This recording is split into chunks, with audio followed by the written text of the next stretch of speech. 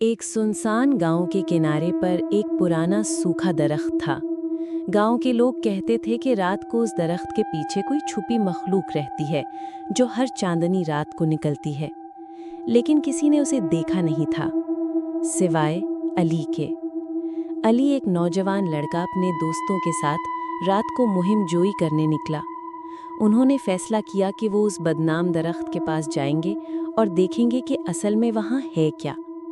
चांदनी रात थी, हवा में अजीब सी खामोशी थी। जब वो दरख्त के करीब पहुंचे तो परिंदे चुप थे और दरख्त की शाखें खुद ब खुद हिल रही थीं, जैसे कोई सांस ले रहा हो। दोस्त पीछे हट गए, लेकिन अली ने कहा, मैं नहीं डरता, मैं देखूंगा वहां कौन है। अली आहिस्ता आहिस्ता दरख्त के पीछे गया।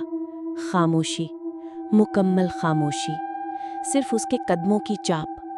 फिर अचानक एक सर्द और बदबूदार सांस उसके चेहरे पर महसूस हुई। अली का दिल धड़कने लगा। वो मुड़ा, लेकिन वहां कुछ नहीं था। लेकिन जैसे ही उसने पीछे देखा, दरख्त पर एक साया था, इंसानी जैसा, लेकिन आंखें सुर्ख और चमकती हुई, और वो बस देख रहा था। अली की चीख गूंजी, लेकिन गांव तक कभी नहीं पहुंची। सुबह गांव वालों को दरख्त के नीचे सिर्फ अली का जूता मिला और एक पैगाम, जो देखता है वो बचता नहीं।